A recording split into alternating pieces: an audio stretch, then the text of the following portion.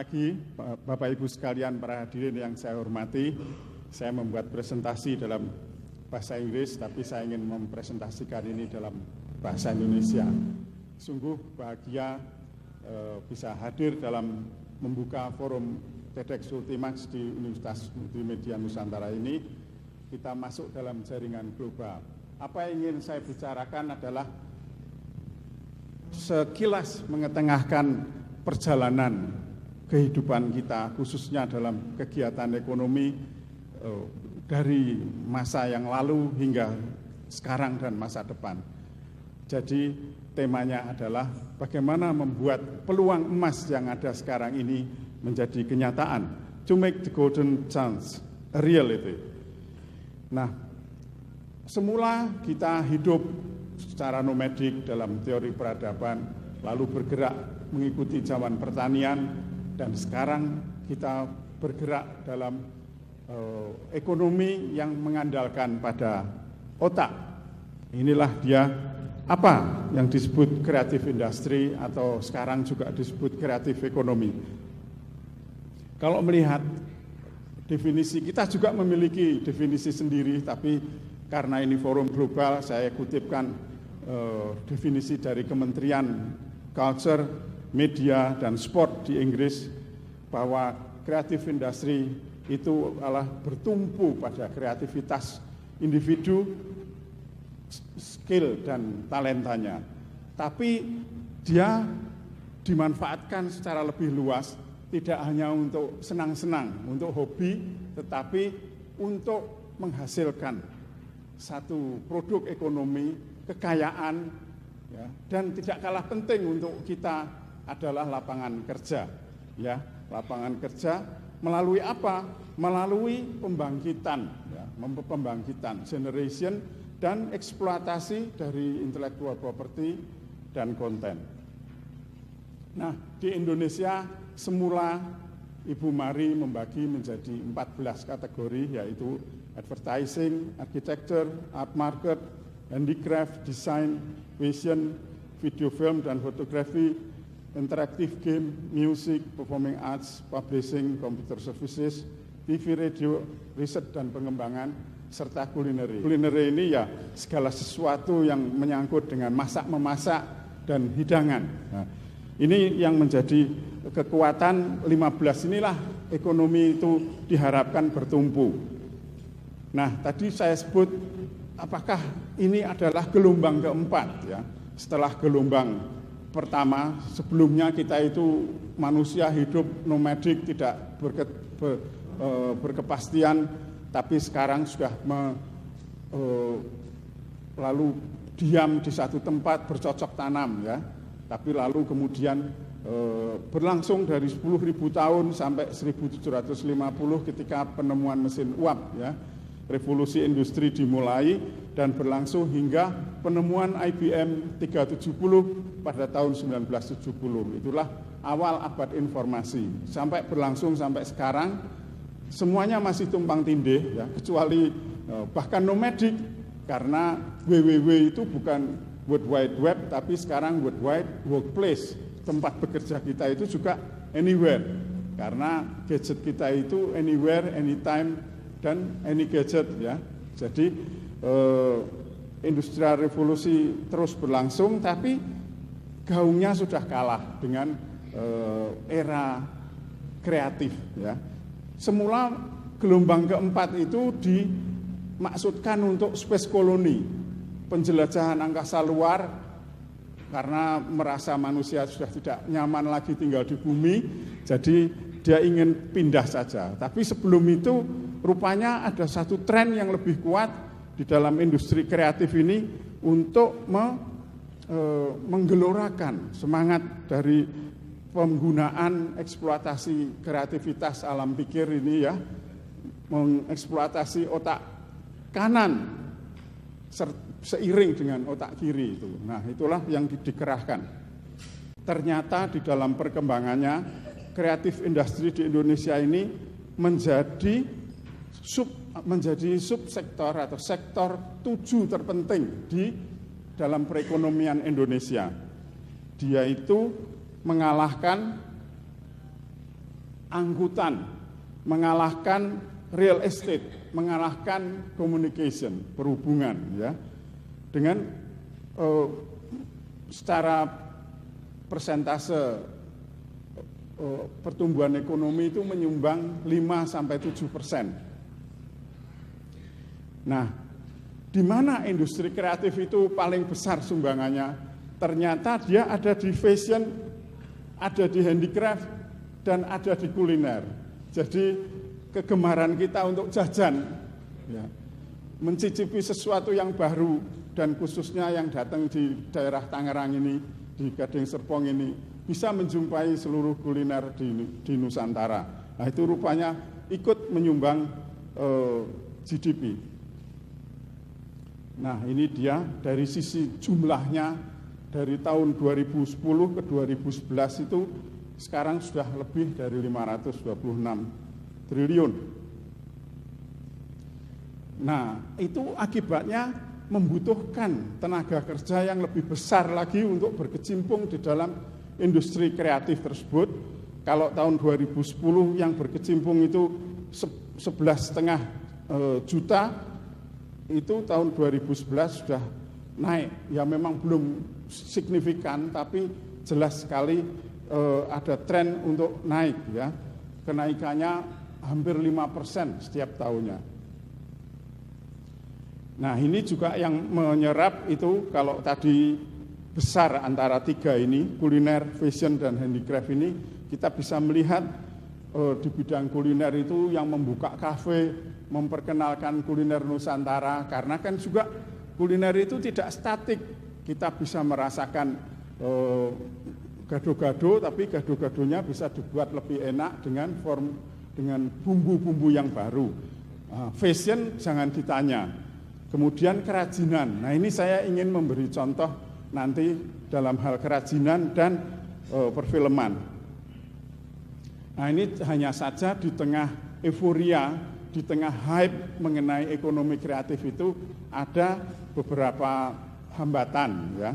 Hambatannya itu memang karena sebagian itu masih UKM, statusnya UKM, jadi dia masih memiliki keterbatasan akses dalam permodalan.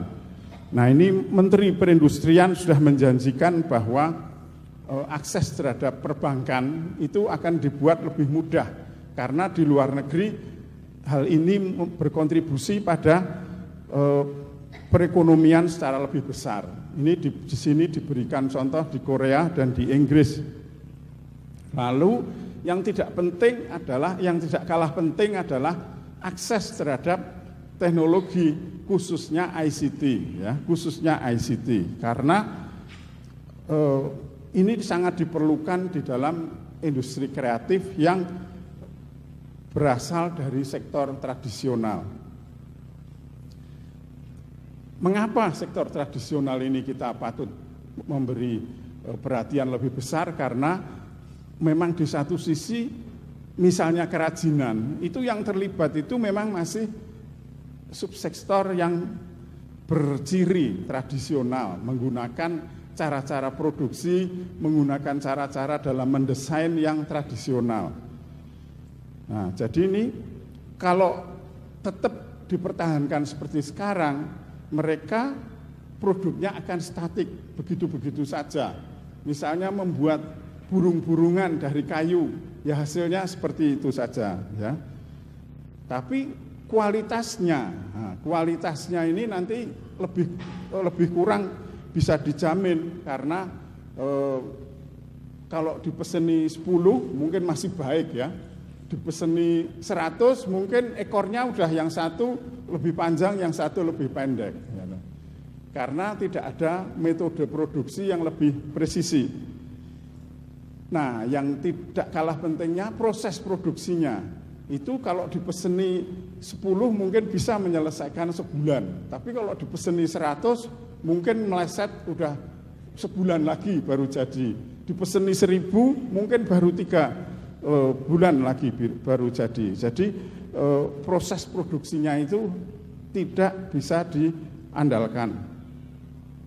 Padahal consumers atau pembeli, pelanggan, terutama pemesan hasil kerajinan di luar negeri itu inginnya produknya itu cepat sampai dan barangnya sama. Kalau saya pesen 1000 burung-burungan itu persis panjangnya 10 cm. Saya suka memberi contoh di sana manufacturing ya, membuat pesawat panjangnya 70 meter itu 1 cm pun tidak meleset. Dipeseni 1000 ya panjangnya 70 meter. Tidak 70 plus 1 cm atau 70 plus 2 cm itu tidak ada perkecualian seperti itu. Nah, tapi kata tradisional itu sendiri kita jaga karena dia memiliki kekhasan ya. Jadi batik, arsitektur, kerajinan dan lain sebaliknya itu tetap beraura tradisional dan memang harus kita pelihara.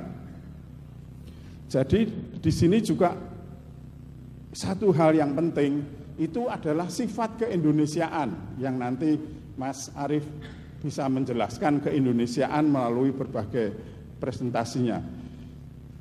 Dan mereka itu memiliki keunikan dan pantas dilestarikan.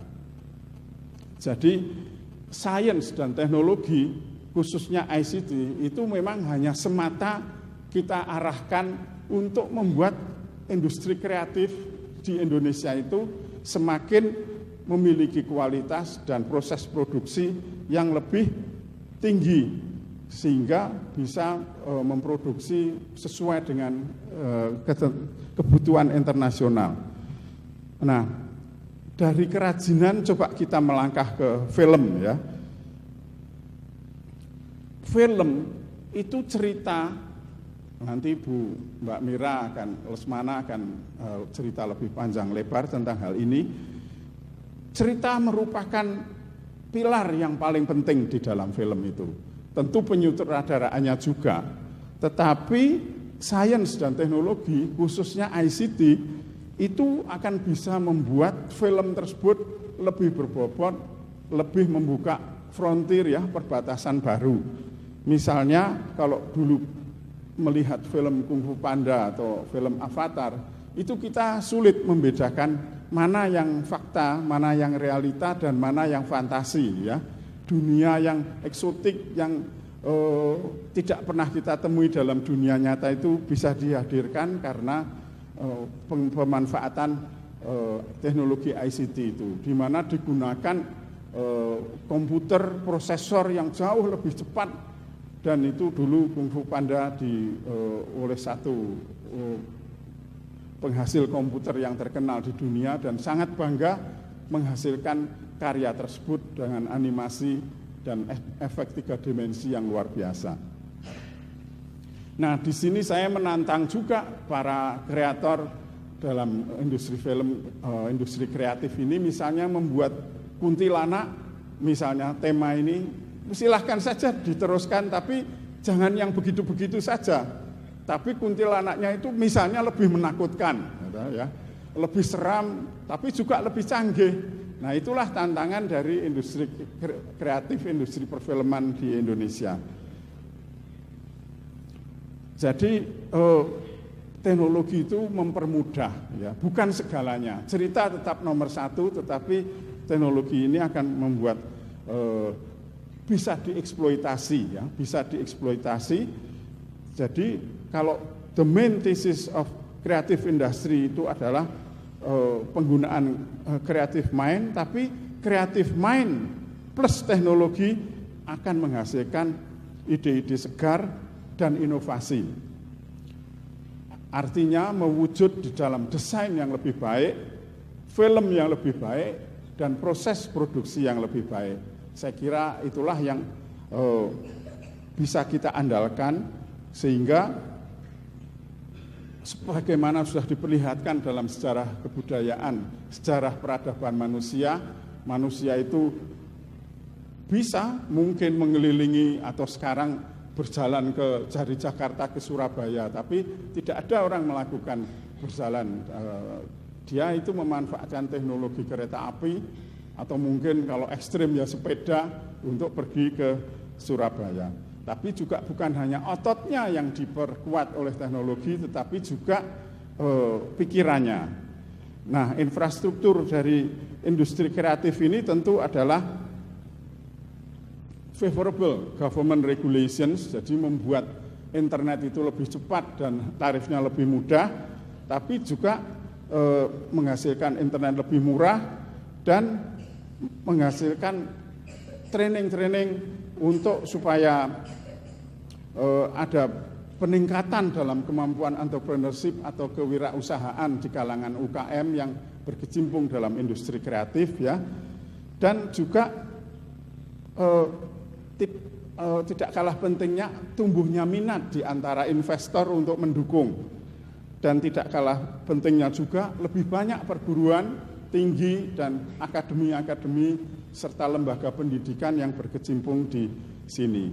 Slow but sure, jadi sekarang kegiatan pertambangan yang dianggap merusak lingkungan sudah mulai masih dominan ya, batu bara, migas masih ada, tapi dia surut. Karena di Amerika, di dunia, orang kaya itu tidak berasal dari juragan tambang atau juragan minyak, tapi dari Google, dari YouTube, dari Facebook, dan lain sebagainya yang merupakan presentasi industri kreatif.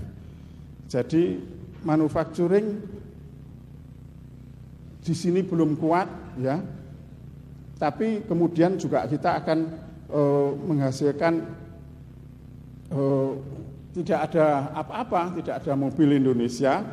Jadi ungkapannya yang paling tepat adalah kreatif ekonomi atau kreatif industri itu akan menjadi dominan dan commanding seperti halnya terjadi di berbagai dunia yang lain. Saya kira itulah yang bisa saya sampaikan pada paparan pertama TEDx Ultima pagi ini. Semoga ikut membuka cakrawala dan wawasan kita mengenai arah pergerakan ekonomi kita di masa yang akan datang. Terima kasih dan selamat pagi.